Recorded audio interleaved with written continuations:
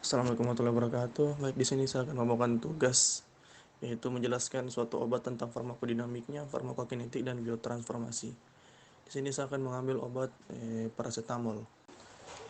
Paracetamol atau acetaminophen adalah obat analgesik non-opioid yang berfungsi untuk meredakan nyeri dan menurunkan demam.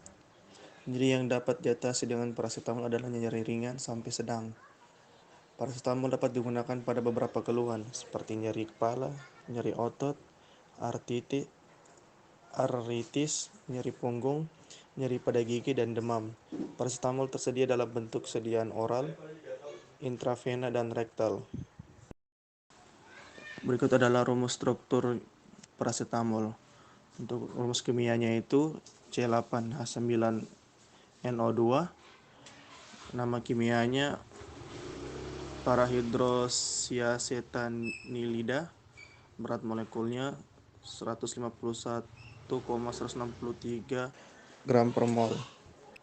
Kita masuk di farmakodinamiknya. Pada paracetamol itu ada enzim sikloksigenase dalam kurung COX memiliki beberapa isoform. Yang paling dikenal adalah COX-1 dan COX-2. Walaupun keduanya memiliki kesamaan karakteristik dan mengkatalisis reaksi yang sama, terdapat perbedaan efek di antara keduanya. Aktivasi COX-1 dan COX-2 dipengaruhi oleh kadar asam arakidonat. Ketika kadar asam arakidonat rendah, maka prostaglandin akan dibentuk terutama dari COX-2. Sementara saat kadar asam arakidonat tinggi, prostaglandin akan dibentuk terutama dari COX-1. Kadar asam arakidonat ini juga mempengaruhi kerja paracetamol. Kadar yang rendah memiliki efek poten terhadap paracetamol, dan kadar yang tinggi akan menghambat kerja paracetamol itu sendiri. Paracetamol memiliki efek analgesik dan antipiretik serta dengan OINS.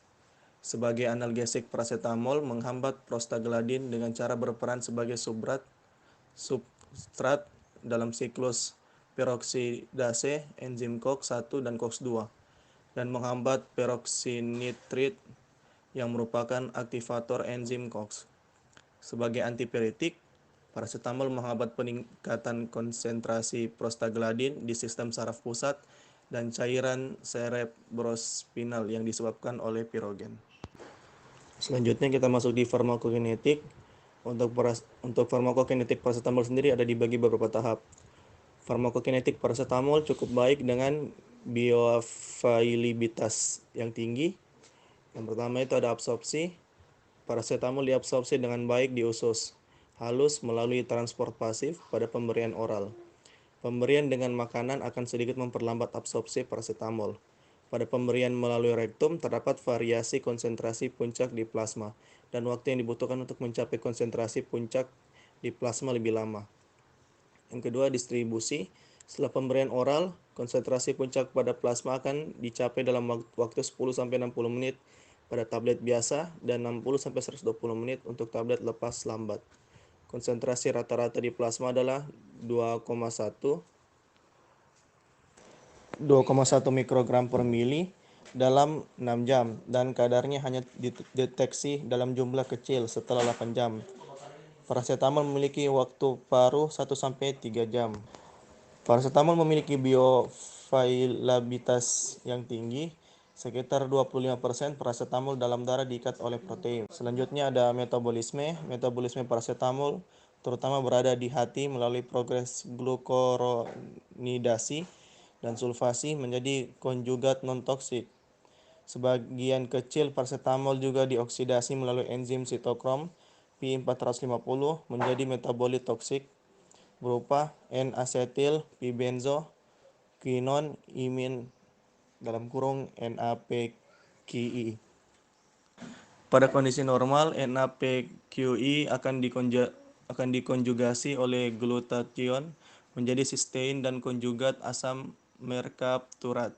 Ketika diberi dosis dalam jumlah yang besar atau terdapat defisiensi glutathione, maka NAPQI tidak dapat terdetoksifikasi dan menyebabkan nekrosis hiperakut.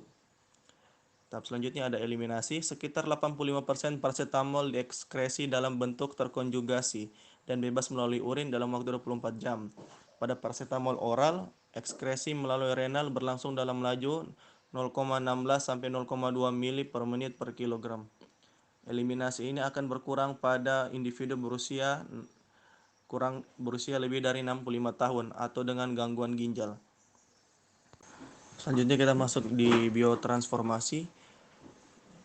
Pada biotransformasi sendiri, dosis normal paracetamol masuk ke dalam tubuh akan mengalami biotransformasi di dalam hati dengan mekanisme konjugasi dengan glukuronat sebanyak 40% sampai 67%, sulfonat 20% sampai 46%, serta kurang dari 5%-nya adalah sistein berupa metabolit terhidroksilasi dan terdeasetilasi. Hasil reaksi konjugasi ini menghasilkan senyawa yang larut air dan tidak toksik sehingga disekresikan melalui urin. Pada keadaan overdosis, sisa paracetamol akan dibiotransformasi oksidatif oleh sitokrom P450 membentuk suatu metabolit elektrofin N-asetil P-benzokuinonimina (NAPQI) yang bersifat hepatotoksik dan reaktif. NAPQI kemudian akan bereaksi dengan biomolekul penyusun membran sel hati seperti fosfolipid dan protein bergugus SH. Detoksifikasi NAPQI diawali dengan konjugasi dengan GSH menjadi asam merkapturat yang bersifat hidrosolubil, non-toksik, dan dapat diekskresikan oleh ginjal. Jika laju pembentukan NAPQI lebih laju detoksifikasi oleh GSH, maka akan terjadi oksidasi berbagai biomolekul penyusun membran seperti lipid atau gugus SH pada protein. Baik, mungkin itu saja yang dapat saya jelaskan untuk tugas farmakodinamik, farmakokinetik, dan biotransformasi dari obat paracetamol. Sekian, wabillahi taufiq wal hidayah. Wassalamualaikum warahmatullahi wabarakatuh, dan terima kasih.